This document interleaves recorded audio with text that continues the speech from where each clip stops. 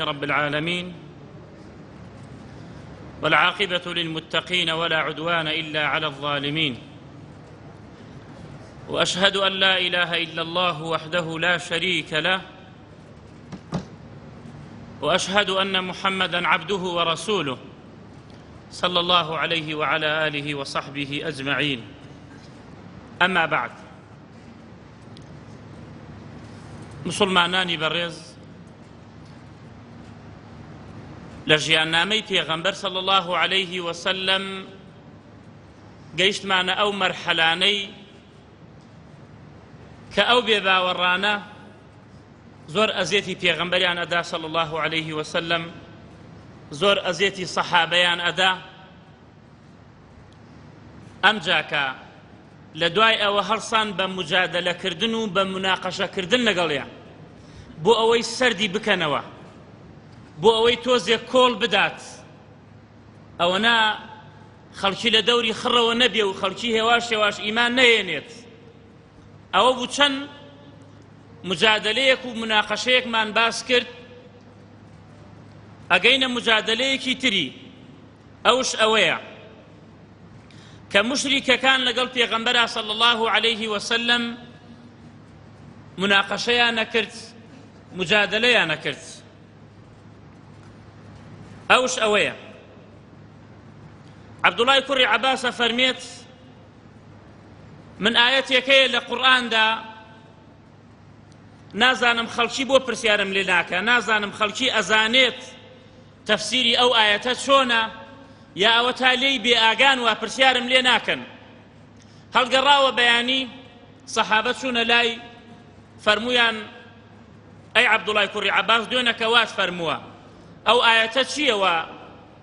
تەفسیرەکەی ئەزانی و خەڵکی پرسیاری لێت نەکردە؟ ئەو شەم ئاەتەیە کە لە سوورەتی ئەلئەنبیا داهاتووە. خوای تەعالا ئەفەرمێت ئینەکم وما تعبدون من دون الله حصب جهنم أنتم لها واردون لو كان هؤلاء آلهة ما وردوها وكل فيها خالدون. ئەم ئاەتانە ئەڵێت کە ئەم ئاەتانە دابەزی قوڕەیشیەکان کردیانە هاوار هاوار. إذا قومك منه يصدون لە سوورەتی زوخرفە ئەم ئاەتانەش دابەزی. یعنی چۆن وشتر باری لێ ئەدەی نکەیتێ لە ژێر بارەکەیە، ئاوا کردیان بە نکەنک و دەنگە دەنگ مشریکەکان. هاتن وتیان وەرە، قسەیان کرد. یەکێ لەو مشریکانە کە پێکەوە بوون کەم ئاەتە دابەزی، چەنەها کەس لە مشریکەکان دانیشتو بوون، وتیان ئەمە جوێن بە خواکەمان ئەدا ئەم موحەممەدە. کابرایەکە بوو پێیان ئەوت ئیبن الزیبەعڕا. ئەم ئیبن الزیبەعڕایە تۆزێ شارەزایی هەبوو، خەبەریان پێیدا، وتیان ئاەتێک دابەزیە وا ئەڵێ ئینەکم وما تعبدون من دون الله، ئێوە و ئەوەی ئەیپەرستن لە غەیری خوا، حەسەب جەهەنەم، هەمووتان ئەوەی کە ئەیپەرستن و ئێوەش ئەو کەسانی کە ئەم کەسە ئەپەرستن هەمووتان سوتەمەنی جەهەنەمن. ئەنتم لەها واریدون، هەمووتان ئەچنە جەهەنەمەوە. کە ئەمە دابەزی وتی من خۆمەزانم چۆن قساکەم لەگەڵ موحەممەدە. کێ؟ ئیبن الزیبەعڕا. هاتە لای پێغەمبەر صلی الله عليه وسلم، وتی ئەی موحەممەد، ئەم ئاەتانە دابەزیوە، تۆ ئەڵێ ئەمە لەلایەن خواوە هاتووە؟ فەرمووی بەڵێ. وتی باش. وتی عیسا تۆ ناڵی پێغەمبەری خوایە و عەبدی خوایە؟ فەرمووی بەڵێ. دەفەرمووی هذا المەسیح تعبده النەسارە، گاورەکان عیسا پەرستن و جوولەکە عزەیرە پەرستن. وقالت اليهود عزير ابن الله، يهود جوولەکە ئەمەنا وەسفی ئەو پێغەمبەرە هەتاوتیان عزەیر کوڕی خوایە. وقالت النصارى المسيح ابن الله، گاورەکان وتیان مەسیح ئیبن اللهە، واتە عیسا کوڕی خوایە. ئاوها غلویان کرد لێیان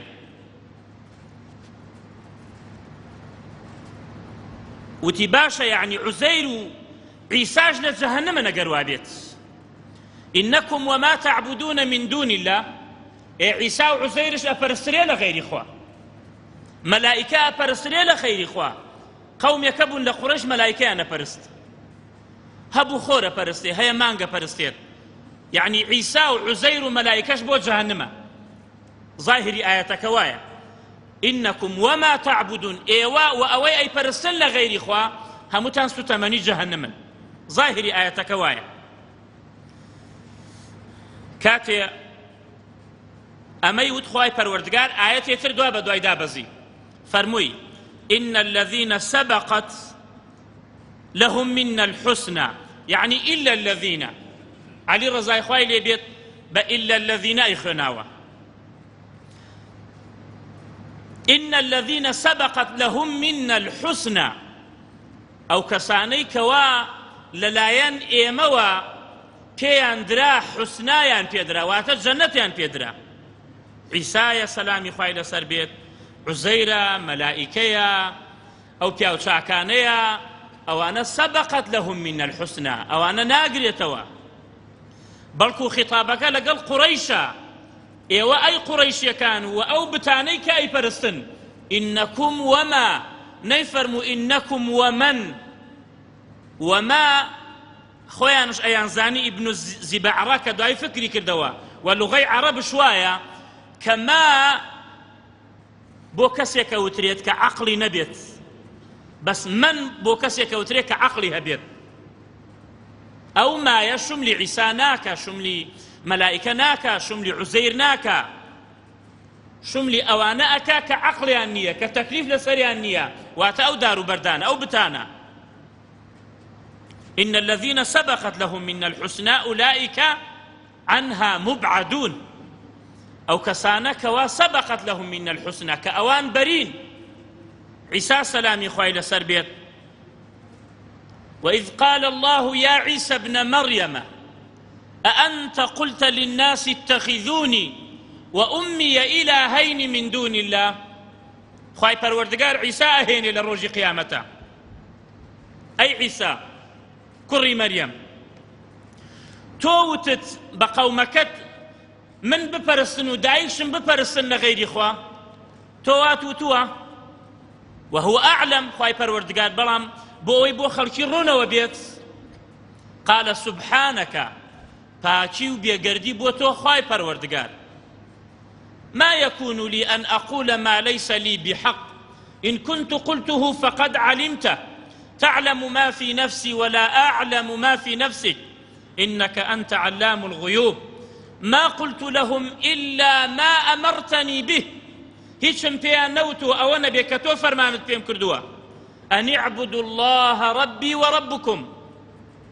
أن اعبدوا الله ربي وربكم خوا بپەرستن پەروەردگاری من و پەروەردگاری ئێوە هذا صراط مستقيم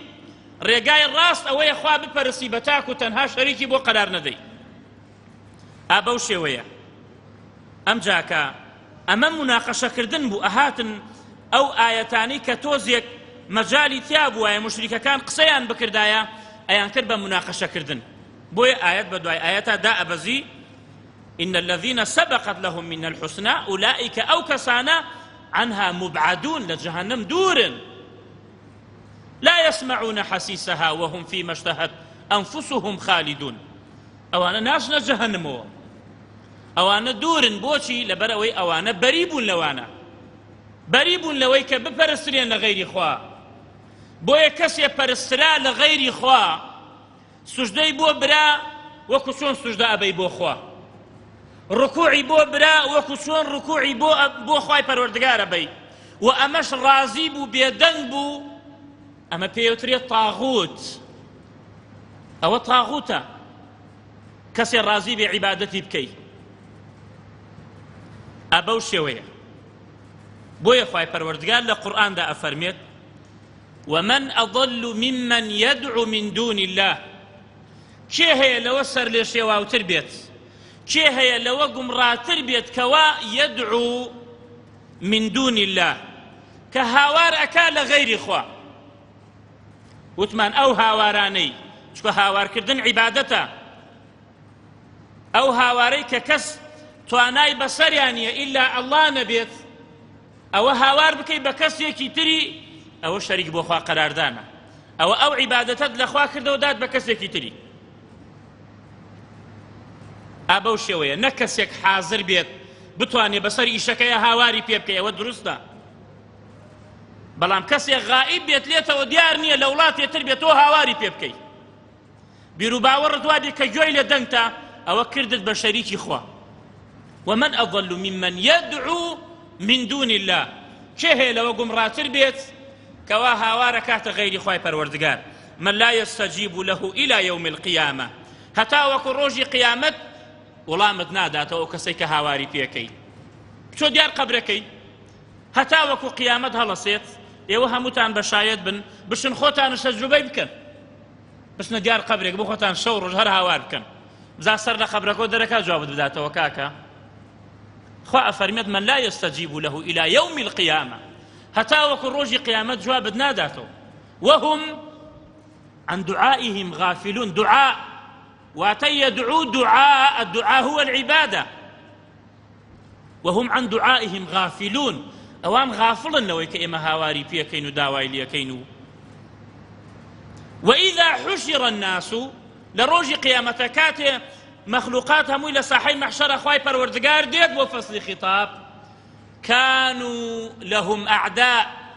وكانوا بعبادتهم كافرين لسورة أحقاف آية 56 كانوا لهم أعداء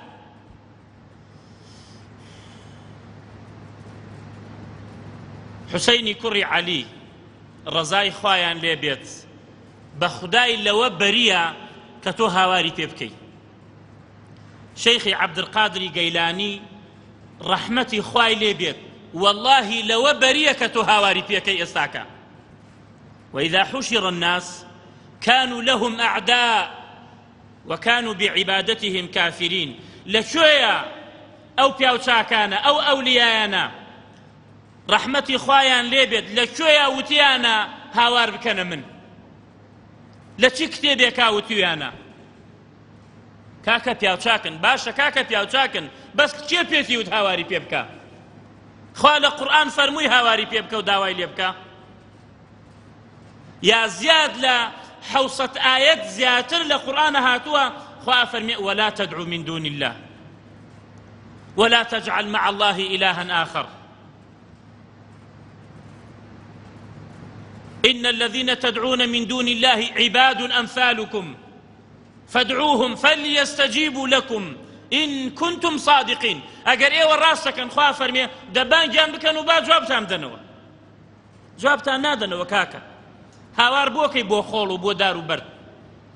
بو محجرو بو شخصو بو ملائكو بو خورو بو مانج شك أو عبادته وكانوا بعبادتهم كافرين كفرت بيك على روج قيامتها علي من كيف يتم متهاور بمنك كي وتم بير دار خبره كي من بسريروا كيف يتي كاكا برو هاوكو او تاقمي كلا امتي بيغمبران صلى الله عليه وسلم دين بو سر حوزي كوثر او بخونوا ملائكه بريان بيكا ويان قرينيته دوا ونايلن بينس ديار حوزكي بيغمبر صلى الله عليه وسلم او بخاتو بيغمبر عليه الصلاه والسلام فرميت اي پروردگار اوانا امتي منم بۆچی وا ئەیان گەڕێنەوە ئەفەرمێت تۆ نازانی ئەی محەممەد عليه الصلاة والسلام لە دوای تۆ چی تازەیان چی شتی تازەیان هاوردە ناو دینەوە بە ناوەی دینەوە تۆ نازانی دەستکاری دینەکەیان کرد ئەمجا پێغەمبەرە فەرمێ عليه الصلاة والسلام سحقا سحقا بعدا بعدا دووریان خەنەوە دووریان کەنەوە ئاوایە